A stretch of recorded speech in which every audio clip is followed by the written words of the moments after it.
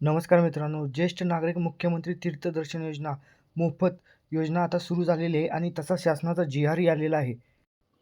महाराष्ट्र राज्यातील सर्व धर्मियामधील 60 वर्षे वय व त्यावरील ज्येष्ठ नागरिकांना तीर्थदर्शन यात्रेची मोफत संधी देण्यासाठी मुख्यमंत्री तीर्थदर्शन योजना राबवण्यात मान्यता देण्याबाबत 14 जुलै 2024चा जी-आर आहे.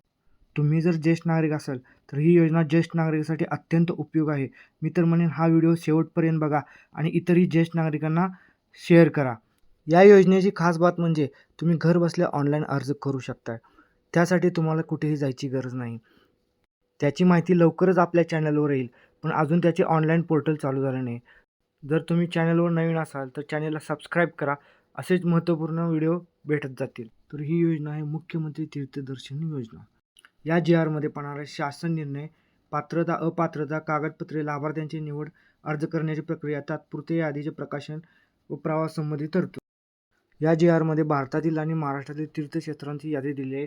भारतातील वैष्णोदेवी मंदिर, सुवर्ण मंदिर, अमृतसर अक्षरधाम मंदिर, केदारनाथ मंदिर, इस्कॉन मंदिर, काशी विश्वनाथ मंदिर आणि महाराष्ट्रातील महालक्ष्मी मंदिर, सिद्धविनायक मंदिर, गणपतपुळे, सप्तशृंगी मंदिर, तुळजाभवानी मंदिर, संत साईबाबा मंदिर. शासन निर्णय, राज्यातील सर्व धर्मियामधील ज्येष्ठ नागरिक जे 60 वर्षे किंवा त्याहून अधिक वयाचे आहेत त्यांना भारतातील तीर्थक्षेत्रांना भेट देण्याची इच्छा पूर्ण करण्यासाठी मुख्यमंत्री तीर्थदर्शन योजना सुरू करण्यात मान्यता देण्यात येत आहे. योजनेचे नाव मुख्यमंत्री तीर्थदर्शन योजना. सदर योजनेचे उद्दिष्ट राज्यातील ज्येष्ठ नागरिकांना तीर्थक्षेत्र यात्रा मोफत उपलब्ध करून देणे.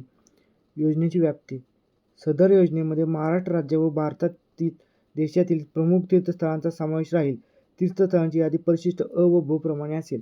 सदर यादीमध्ये स्थळे कमी होऊ शकतात अथवा स्थळांमध्ये वाढ होऊ शकते. सदर योजनेअंतर्गत निर्धारित तीर्थस्थळापैकी एका स्थळाच्या यात्रेकरिता पात्र व्यक्तीला या योजनेचा एक वेळ लाभ घेता येईल.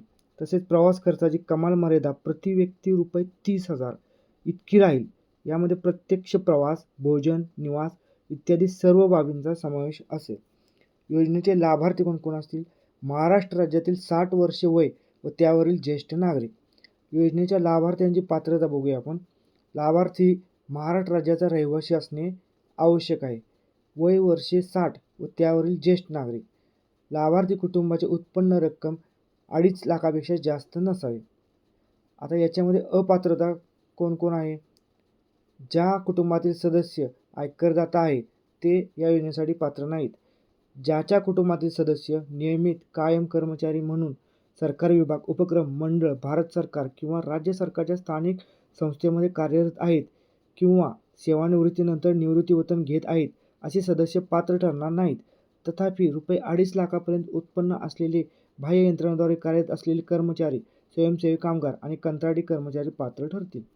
ज्याच्या कुटुंबातील सदस्य विद्यमान किंवा माजी खासदार, आमदार आहे असे पात्र ठरणार नाहीत. ज्याच्या कुटुंबातील सदस्य भारत सरकार किंवा राज्य सरकारच्या बोर्ड, कॉर्पोरेशन, उपक्रमाचे अध्यक्ष, उपाध्यक्ष, संचालक सदस्य आहेत.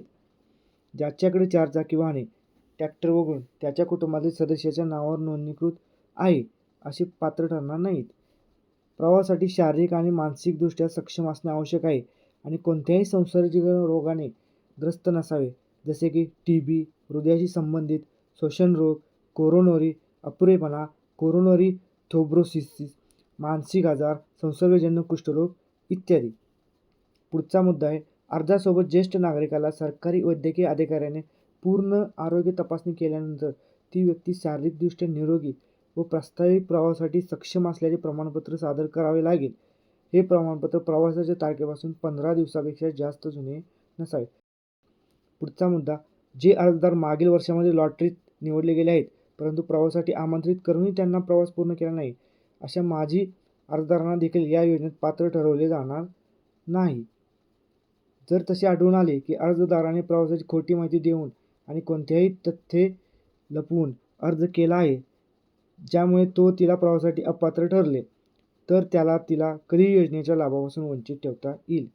सदर योजनेची पात्रता अपात्रता निकषामध्ये सुधारणा करण्याची आवश्यकता असल्यास शासन मान्यतेने कार्यवाही करण्यात येईल. सदर योजनेचा लाभ मिळवण्याकरिता खालील कागदपत्रे सादर करणे आवश्यक आहे. तर आता आपण कागदपत्रे कोणकोणती लागणार आहेत ते पाहूया. योजनेच्या लाभासाठी ऑनलाईन अर्ज. 2.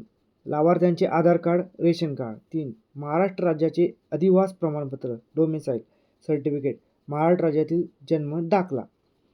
लाभार्थ्यांचे अधिवास प्रमाणपत्र उपलब्ध नसेल तर त्याऐवजी त्या लाभार्थ्याचे 15 वर्षापूर्वीचे रेशन कार्ड, मतदान ओळखपत्र, शाळा सोडल्याचे प्रमाणपत्र, जन्म दाखला या 4पैकी कोणतेही ओळखपत्र प्रमाणपत्र ग्राह्य धरण्यात येईल.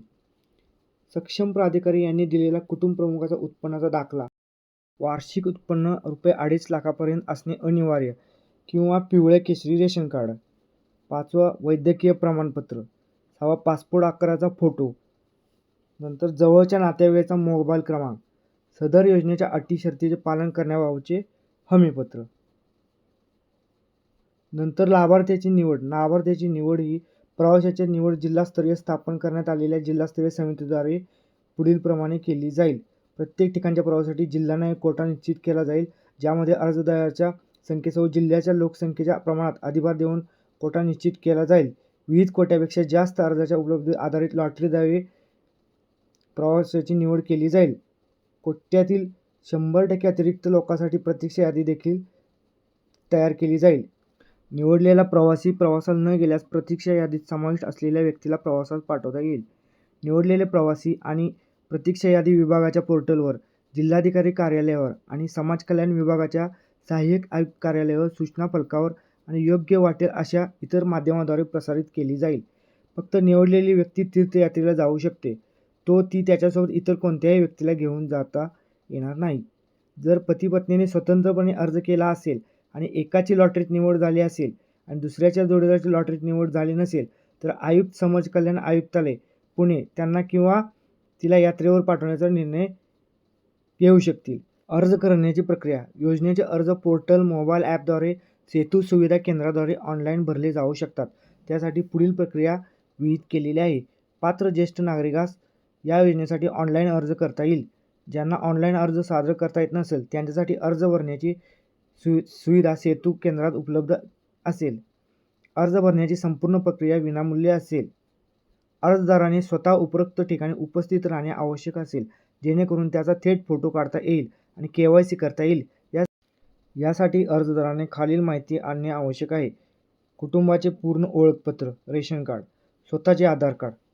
आता तात्पुरत्या यादीचे प्रकाशन. अर्ज प्राप्त झाल्यानंतर पात्र अर्जदारांची तात्पुरती यादी पोर्टल ॲपवर जाहीर केली जाईल. पात्र अंतिम यादीतील अर्जदार दुर्दैवाने मयत झाल्यास सदर अर्जदाराचे नाव लाभार्थी यादीतून वगळण्यात येईल. मूळ अर्जदारासह जीवनसाथी सहाय्यकाच्या प्रवासासंबंधीच्या तरतुदी.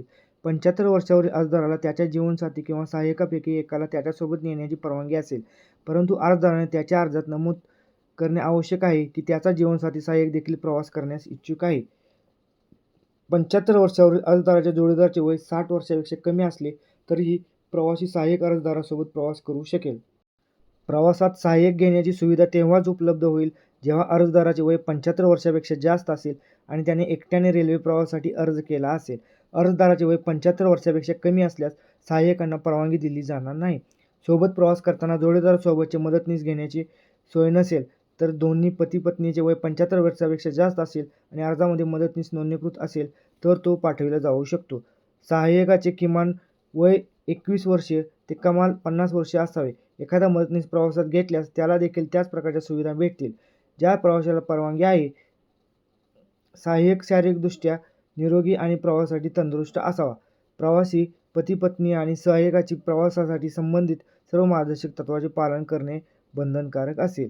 अशा प्रकारे GRमध्ये तीर्थक्षेत्रांची यादी दिलेली आहे. याच्यामध्ये भारतातील 73 तीर्थक्षेत्रे आहेत आणि महाराष्ट्रातील 66 तीर्थक्षेत्रे समाविष्ट करण्यात आलेली आहेत. तर असा हा GR होता. या GRची लिंक डिस्क्रिप्शनमध्ये दिलेली आहे. तुम्हाला व्हिडिओ आवडला असेल तर व्हिडिओला लाईक करा आणि चॅनलला सबस्क्राईब करा. धन्यवाद.